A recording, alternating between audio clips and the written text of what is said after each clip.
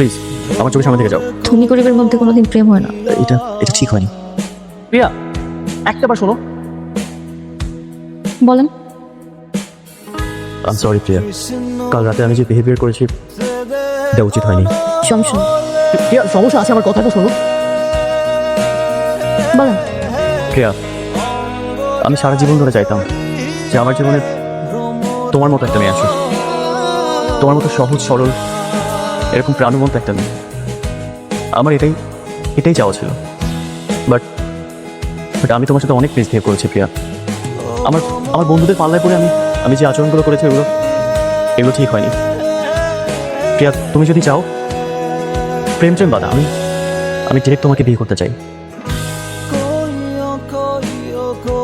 না কোনো সমস্যা? Actually I want to say something to you. তোমরা তো এতদিন ধরে আমার জন্য পাত্রী খুঁজছিলে, রাইট?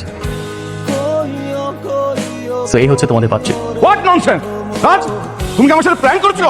হ্যাঁ আচ্ছা, এই মেয়েটি সেই মেয়েটি না যে আমাদের বাড়িতে খাবার ডেলিভারি দিয়ে গেছিল? ড্যাড আমি মানছি ও ফুড ডেলিভারি কাজ করে। অ্যাকচুয়ালি ওদের হোমমেড টাইপের একটা বিষয় আছে, মানে হোমমেড খাবার তৈরি করে। আর এটা কোনো ম্যাটার না ড্যাড, আমি ওকে পছন্দ করি আর আমি ওকে বিয়ে করতে চাই। রাজ, ওকে নিয়ে এখানে বস। মা তুমি বসো।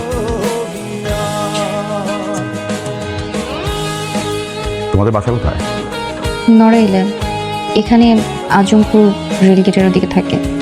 ও বাসা কে আছে? মা আছে আর আমি, আর আমাদের সাথে আমার এক চাচাতো ভাই থাকে। গুড। শোনো মেয়ে, রাজ আমার একমাত্র ছেলে। ও যখন চাচ্ছে আমরা তো না করতে পারি না।